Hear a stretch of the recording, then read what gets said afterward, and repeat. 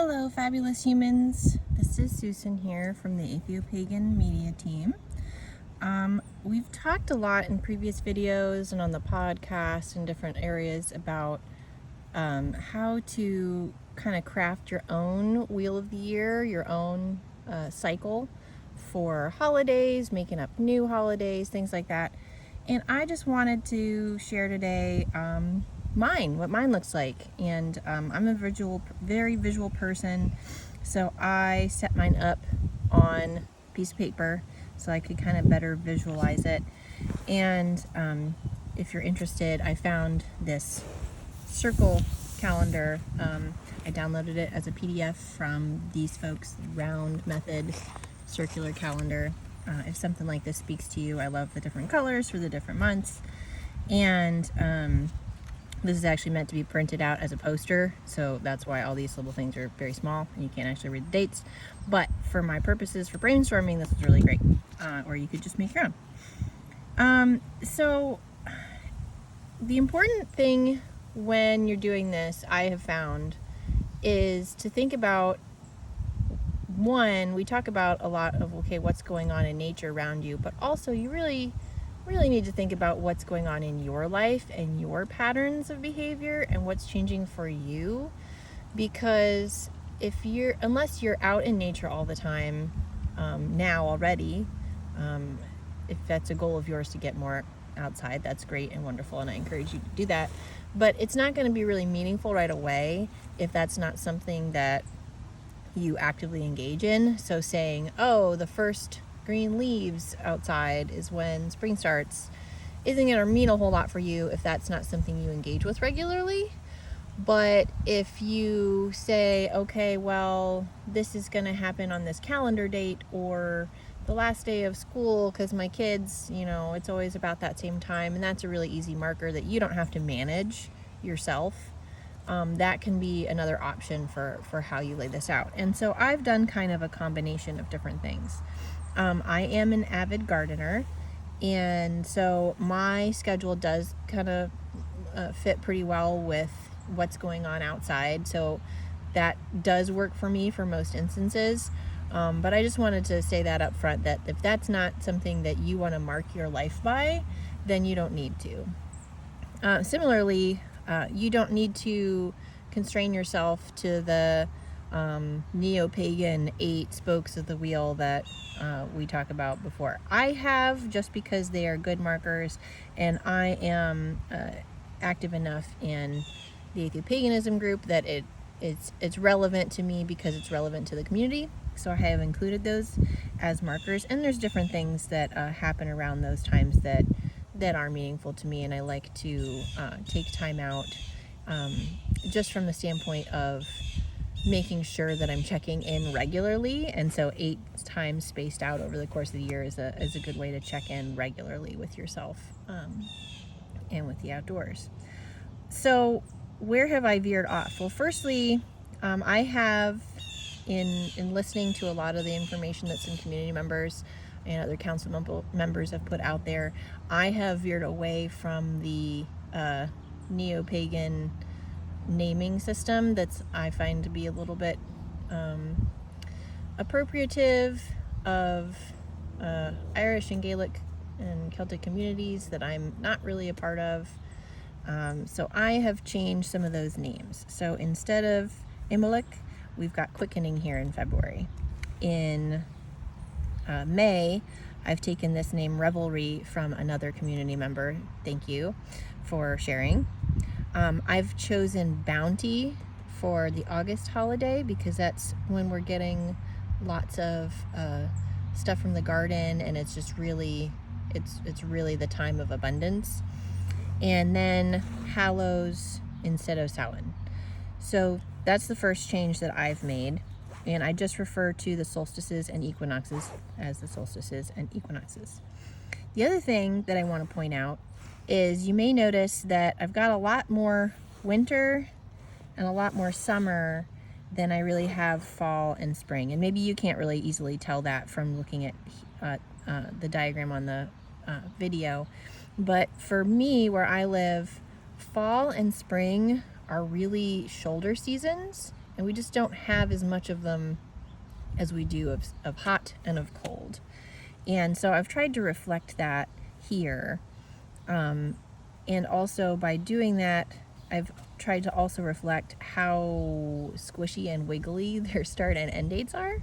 So here on my diagram, I've got a couple of dashed lines. I have a dashed line for last leaf fall, which is the barrier between late fall and early winter. And I have a dashed line here for first spring shoots. So like the first little leaves poking out on the trees is my personal marker. You could choose something else in the spring that's the first. You could choose something else in the fall that's the first or the last.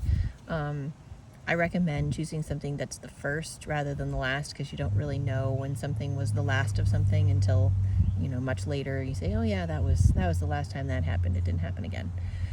And importantly, for me at least, this last leaf fall marker, there's never really no leaves on the trees where I live. A lot of them hold on to them until spring, but it's kind of when are we, eyeballing this, that yeah, most of the leaves are gone. And I also have an informal cutoff date of Thanksgiving as my last leaf fall, or the end of fall, just because, like I said earlier, my habits and things change after Thanksgiving because of the holiday season. And so the focus for me between Thanksgiving and the end of the year really is tied to family and celebrations and visiting and gift giving and all those sorts of things. So the focus of what my intentions are is different after this point. And that's kind of what I was getting at the beginning of the video, is what is it that you're focused on during these chunks of the year. So if you are a teacher, for example, or you have kids who are in school, those are really important markers. And, some people may not be interested in those because they're human markers, but that's a big important part of your life, and it's something that really steers how you interact with your day and yourself and the people around you. So I encourage you to either maybe not include them on here or do, but factor that in when you're thinking about how you're mapping out your year. Is I encourage you to think about it as, what is my intention for this piece of the year? What does my life feel like during this piece of the year? When does it change? And then mark that down. I also have 4 kind of shaded areas. I can't tell how well you can see these little hash marks. I have 4 tides. The names of these are kind of squishy. I'm still kind of workshopping them. But between Halloween and Hallows, I have Hallowtide. And I know that I'm not the only one who does this. I know Mark does this as well, and many others in the community.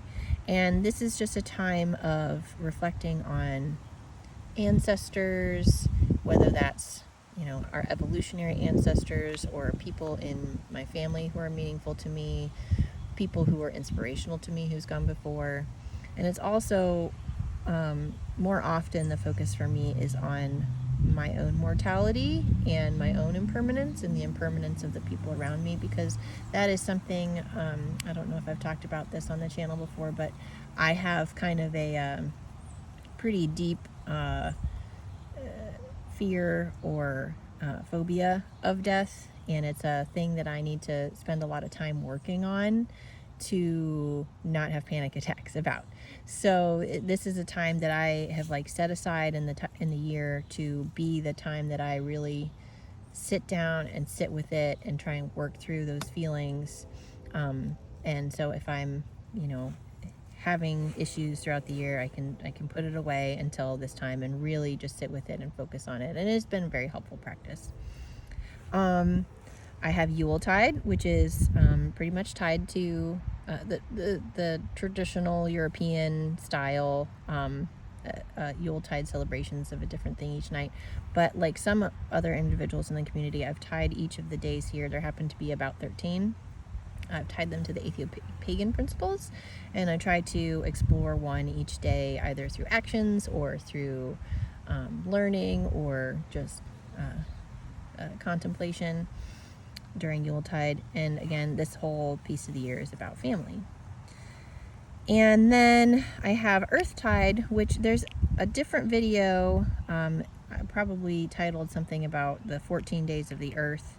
And this was something I put out either earlier this year, I believe, about taking each day in this time period between Earth Day and Revelry of focusing on a different issue related to the Earth and environmentalism. So maybe climate change one day, and another day plastic free, another day is about the oceans and ocean cleanup, et cetera, et cetera. So you can kind of get the idea. But that's what I focus on during Earth Tide. And then in the summer, oh, I'm sorry, I want to go back. Between my Yule Tide, I actually extend a day from January 1st is usually the traditional end date for that. But I extend mine to perihelion, which is the day that we are physically closest to the sun. For those who don't know, the Earth's orbit is not a circle, it's elliptical, and the sun is kind of off-center of the ellipse that we follow. And so around January 2nd, 3rd, we are closer to the sun than any other time of the year, regardless of which way the tilt is going. And then opposite is the aphelion, which is in the summertime. So my solar tide, opposite Yule tide, I sometimes refer to this as summer tide, goes from the summer solstice to aphelion.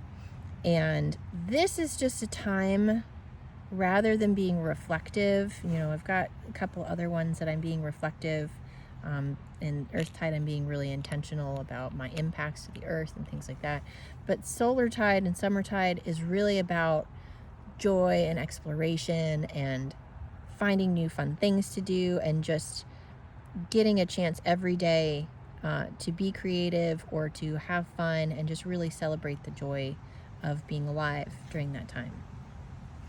And I'll also note that I've tied each of these times to a different one of the sacred pillars. So in spring it is life, and Earth Tide I'm celebrating life and trying to hold life sacred and do what I can to support life. In wintertime during Yule Tide, that's kindness and compassion and love, and just really being with other people and appreciating each other.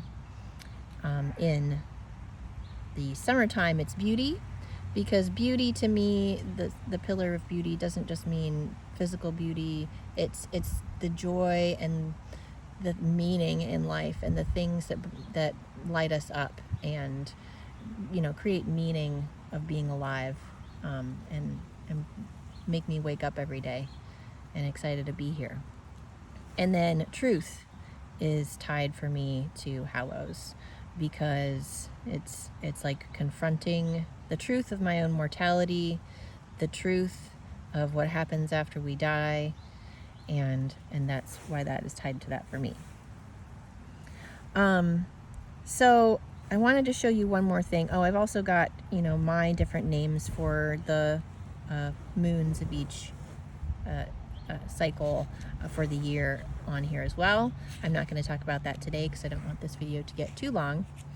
But I wanted to show you an example of when I talk about incorporating your patterns in your life into how you're laying out your wheel of the year. Is I've done this before, and I kind of map out all the things that my family is doing throughout the year. So this big green crescent is gardening. This is how much of the year that I spend gardening, and it kind of tapers off in the fall and it tapers up in the springtime.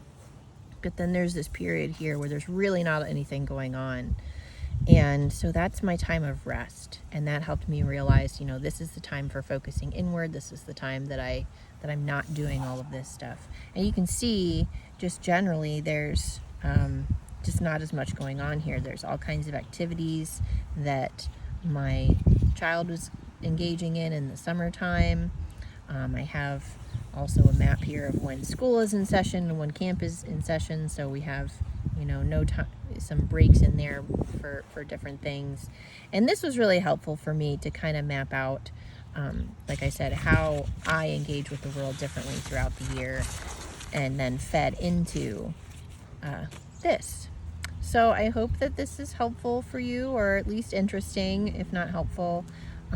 Obviously, I'm only one of many, many, many people who have ideas about this, and I do live in a kind of standard pagan 4-season kind of climate.